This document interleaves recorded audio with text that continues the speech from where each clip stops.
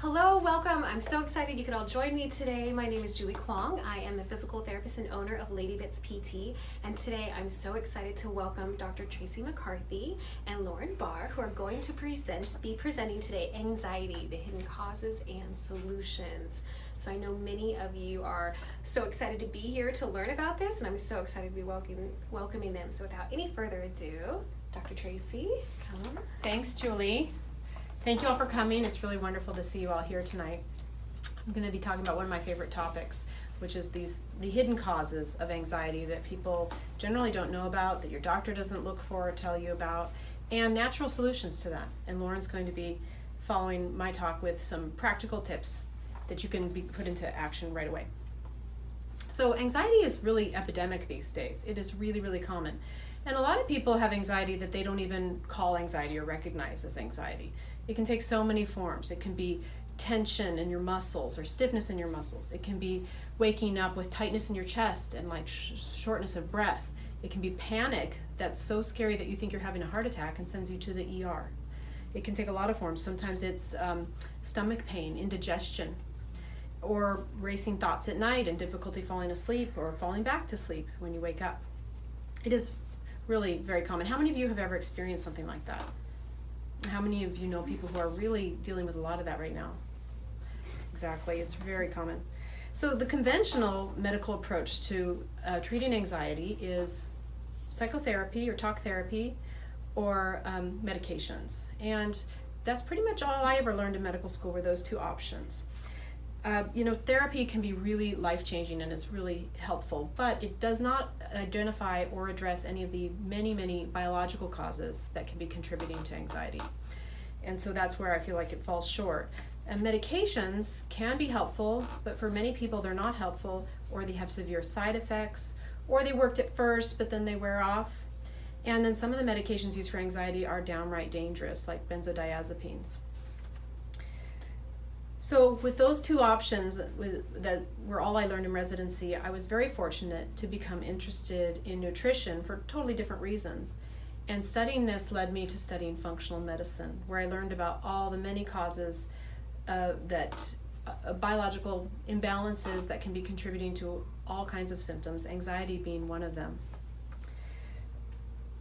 I was blown away by the research that connects the gut to the brain, and the role of inflammation in the body and how that affects the brain.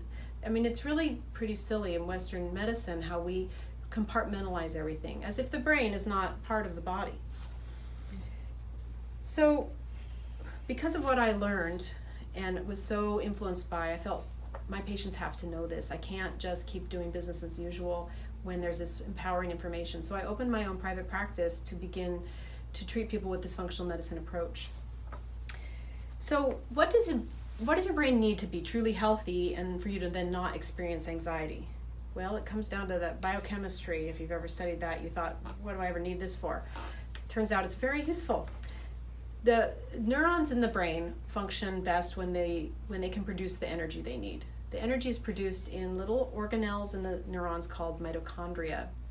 For mitochondria to function correctly, they need the right vitamins in the right amounts. They need antioxidants.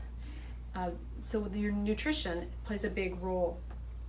If there's inflammation in the body getting in the way, the mitochondria won't work right. Toxins can damage mitochondria. Blood sugar imbalances can damage mitochondria. When the cells can't make energy, they don't work right. They don't communicate with the other cells right, and you can get anxiety or depression or fatigue or neurodegenerative diseases. So ongoing unresolved inflammation in the body affects the brain and prevents proper functioning of neurons. Inflammation in the gut affects your ability to absorb nutrients that you would need for your brain. Inflammation also affects the metabolism of neurotransmitters. Those are the chemicals that communicate between neurons, or create the communication between neurons rather. And inflammation gets in the way of cells doing their normal everyday repair work, which is important for keeping them healthy. Common causes of inflammation include stress, includes the common standard American diet of processed foods and high levels of refined carbohydrates. It includes toxins like heavy metals or pesticides or even mold in your home. Inflammation can also be caused by an overgrowth of bacteria or fungi, yeast in the large intestine or in the small intestine, as well as chronic infections and blood sugar dysregulation. So blood sugar going up and then crashing and going up and crashing can be very damaging. And the list goes on for causes of inflammation. So I'd like to give some examples of people I've helped resolve their anxiety through this functional medicine approach to give you an idea of how we go about identifying the causes of inflammation and the nutrient deficiencies and correcting them. I have a patient that was experiencing GERD, which is acid reflux, heartburn, and was put on a proton pump inhibitor medication like Prilosec, and was on that for years. And as a result, developed a vitamin B12 deficiency, which is critical for the functioning of those mitochondria I was telling you about before. And without the proper level of B12, she ended up with anxiety. Now, there were other contributing factors, but when we addressed that B12 deficiency and actually addressed the underlying problem of the acid reflux, so she didn't need that medication anymore, her anxiety resolved. I had a patient who had daily panic attacks, who also had irritable bowel syndrome, which sent her running to the toilet at any unpredictable time of day. And she had to plan her life around where was the closest bathroom. She dreamed of traveling and wasn't able to do that because of this problem, both from the anxiety and the IBS. And through the process of doing a stool test and looking at blood chemistry to see nutrient deficiencies and doing a detailed history, we realized she had an overgrowth of yeast in her intestines, which I treated. She also had she'd also had her gallbladder removed about 10 years earlier. So this whole time she was not digesting fats properly, because you need the bile from your gallbladder to process fats. So all the fat-soluble vitamins she was low in. So we worked on her digestion, replaced that bile with ox bile supplement, and treated that fungal overgrowth. And in a few months, no more panic attacks, no more IBS, able to travel now and fulfill her dreams and enjoying life the way she deserves to. Another interesting case I had was a young lady who was just newly done with high school, going off to college, and debilitated by anxiety and depression. And she had been on a bunch of different medications and came to me because none of them were working, and she didn't know what else to do, and she was really at her wit's end, and her family was really worried about her future. Through our process of uncovering the underlying causes, we discovered she had been exposed to mold for years earlier in her school. And by healing the gut, improving her immune system, and actually working to remove these mold toxins and rebalance her system, her anxiety and depression resolved. She came off all medications and then steadily improved. Her appetite returned, which she had used to need appetite stimulants for, and now she's attending college and thriving. So it's a very, very powerful approach.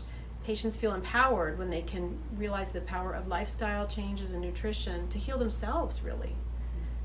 A part of this is also stress management. Stress is another cause of inflammation, and so learning techniques to manage and improve stress will also have a huge impact on the immune system and on inflammation, and thereby on reducing anxiety.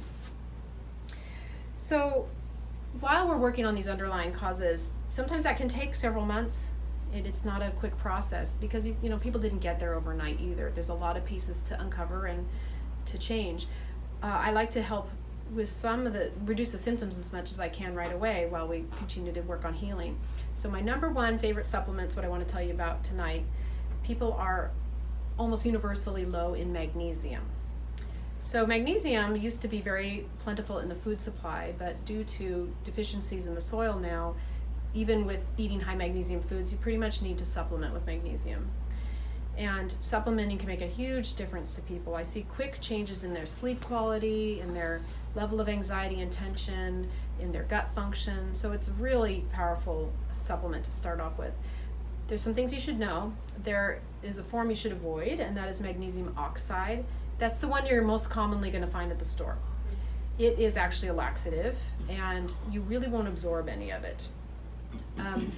There are many other forms though that are wonderful. So magnesium citrate is also pretty readily found.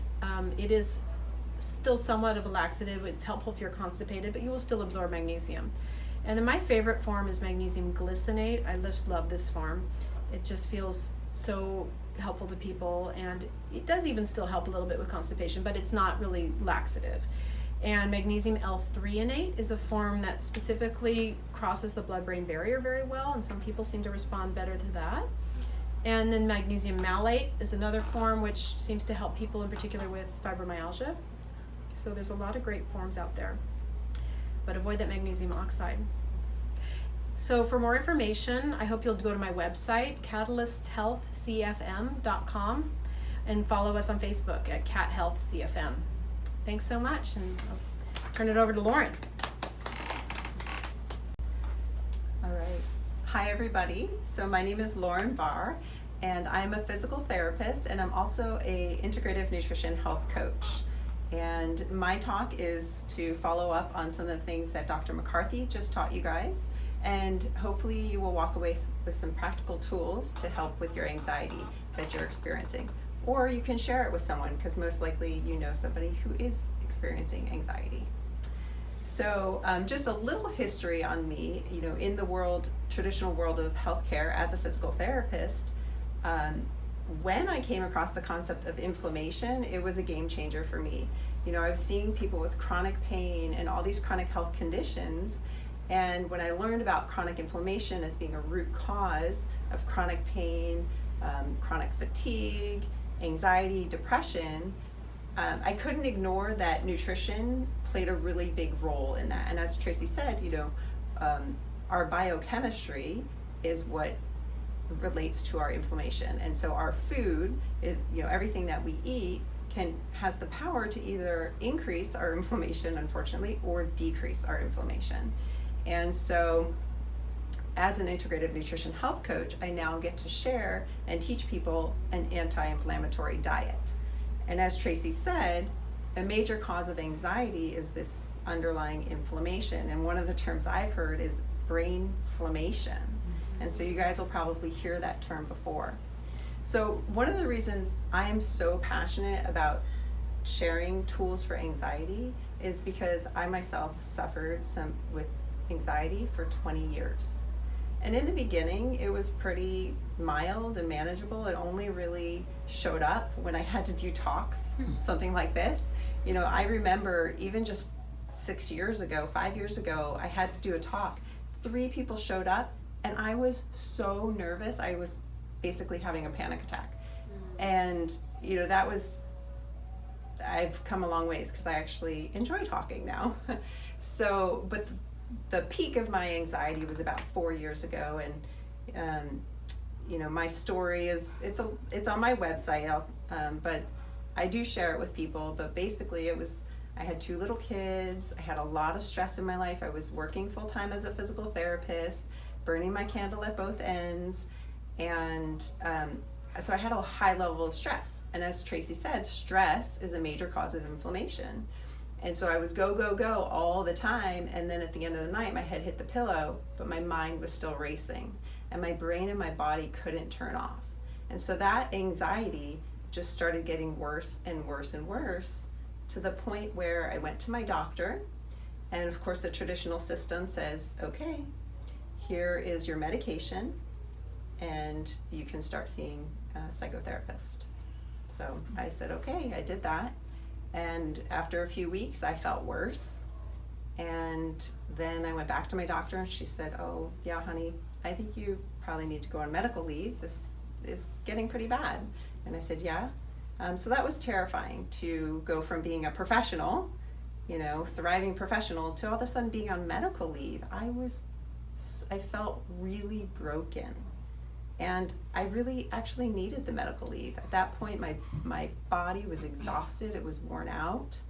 And so during that medical leave, initially, I was really scared. I didn't know if this was going to be the new existence.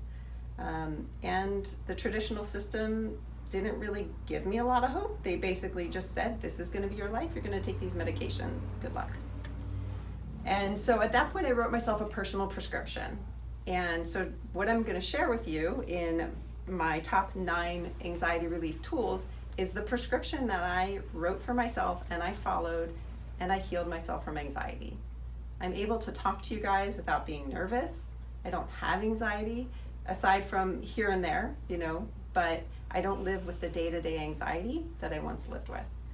And so the first thing we already talked about is proper nutrition. And so an anti-inflammatory diet is your foundation of building better health. And I could do an entire talk on that, but that's not tonight's topic. But I will tell you that sugar tends to be very inflammatory, dairy for some people, and then gluten, sometimes other grains as well. But a good place to start is to start eating more whole foods and making sure that each of your meals is balanced with protein, healthy fats, and lots of vegetables. That's a solid place to start. The next foundation for anxiety relief is making sure that you're prioritizing sleep. I mean, that's just a given. As soon as you're sleep deprived, who here experiences more anxiety when you're sleep deprived? I know I do. Yeah. So you got to prioritize sleep.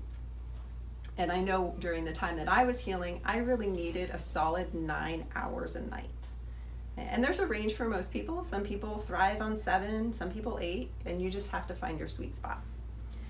So number 3 in my list is exercise. Exercise is great. We all know that we get that endorphin release after we've exercised. And it releases serotonin and adrenaline and dopamine, and it also helps to burn off those high levels of stress hormones that we get floating around called cortisol. So exercise is a great tool. And when I'm coaching my clients, they oftentimes ask me, Lauren, what type of exercise should I be doing? And there's not one right answer. Honestly, I try to work with each of my clients and figure out what is the right exercise for you. So one of my clients, she likes to walk. So she has built in 3 mornings a week. She meets a neighbor 6 o'clock in the morning and they walk for 3 miles. So she's getting, she's got some accountability, she's getting outside, she's moving her body, and she gets all those benefits from the exercise. Well, some of my other clients don't enjoy walking, they like other things. So some people swim, some people like to do at-home DVD workouts. And so it's really, there's not one right exercise. It's about finding what works for you, what you like, and what fits your lifestyle. Number 4, this is one of the things that helped me so much in my recovery, and Dr. McCarthy touched on this, and it's magnesium supplementation. So I was lucky enough to discover the product Natural Calm during my recovery from anxiety, and I took it every day. And I still take it a little bit every day. During that time, I took 3 times a day, and I really needed that. So that's a great tool. It's available on Amazon, and even local grocery stores are carrying it nowadays. But like Tracy said, that is one type. It might not be the best type for you. And so when you work with a healthcare provider like Tracy, Dr. McCarthy or I, we can help figure out what's going to be the best type of magnesium for your situation. Another thing I did want to add on magnesium is Epsom salt is a form of magnesium. So you can take a bath and put about a cup of magnesium in, and that is very relaxing, and some of that magnesium will be absorbed through your skin.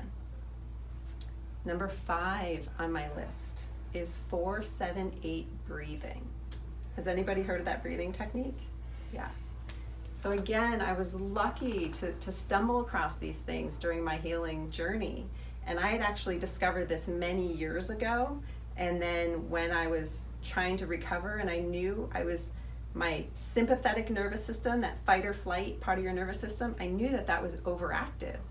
And I thought to myself, well, how can I engage that relaxed response? And I remembered that I had learned this breathing technique years earlier. And so I wrote that into my personal prescription, and I did this breathing technique twice a day. And once you learn it, it is very powerful. In the course of a minute, you will feel a relaxation response. Okay?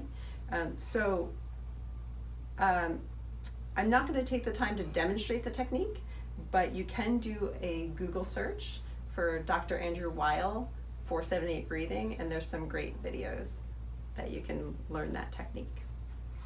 So number 6 on my list, I wrote down is time in nature.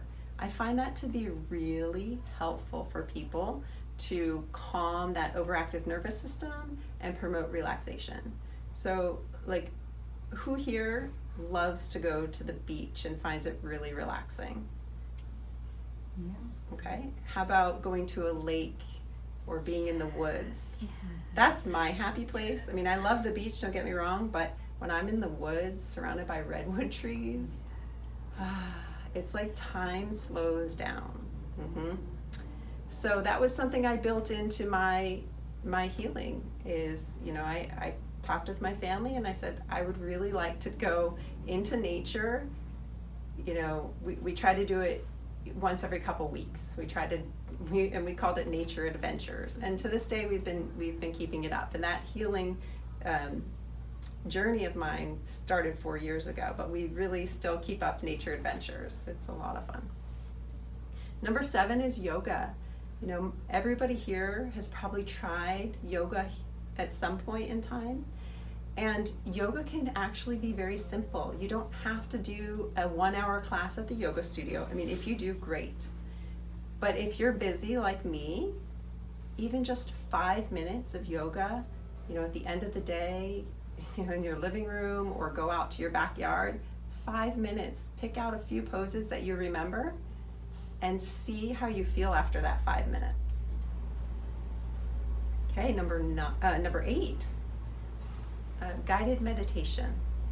This also was part of my healing journey. Luckily, so I didn't know about podcasts at the time, and I didn't know about apps because they weren't really like a big thing like they are now. But a girlfriend of mine who knew that I was trying to heal my mind and my body and my soul, she gave me a little MP3 player that had a guided meditation, and I listened to it every day. And it was a progressive muscle relaxation where you just go through each part of your body and tense and relax. And nowadays there's some really great apps. So if you guys are looking for some apps to try, I really like the Calm app and also Insight Timer. Yeah, so those are great tools. And number 9, this is my last thing. So a big aha moment for me as I really felt like, I no longer am a person with anxiety. Looking back, I realized that so much of the anxiety that I've experienced in my lifetime was fearing things that never actually happened. So I was living in the future, predicting worst case scenarios, and feeling that pain in the present moment. So in a way, it was like I was torturing myself. And that was just a big aha moment for me. I'd heard the phrase, depression is living in the past, anxiety is living in the future. But when you really stop and think about it, a lot of the things that bring us anxiety is fear about these worst case scenarios. So when you get stuck in those negative thought loops, I suggest that you try to interrupt them with some of the tools I listed today. Okay, so you can try the 478 breathing, or you can go outside and do 5 minutes of yoga, or you can go for a run, or call a friend, right? Just connecting with another human being. So there's lots of tools that are natural that you can do short of, grabbing benzodiazepine, which there are major risks to taking that. And all these tools, there's really no risks or side effects. And I found them to be incredibly helpful in my journey, and I hope that they're helpful for you too. I do have one case study that I want to share. I had a client, or have a current client, who was in a motor vehicle accident about a year ago, and she sustained a head injury and some rib fractures, and since then she's had chronic pain and anxiety. And as soon as she started with me, I helped guide her onto an anti-inflammatory diet, and we built exercise into her routine. She's a busy professional and a busy mama, so where could exercise fit? Her lunch break, she goes up and down the stairs. And then in the evening, she takes a walk with her family, so that's her exercise. She did a great job cutting out gluten, dairy, and sugar, and eating more whole foods. She's trying to make sleep more of a priority. And the beautiful thing is that her anxiety and her pain are minimal at most. Most of the time she's free of anxiety and pain, but when it does happen, it's mild. So that's a pretty exciting case study. So if you want to learn more, you can look at my website. I am at simplybalancedwellness.com. And thank you guys for coming tonight.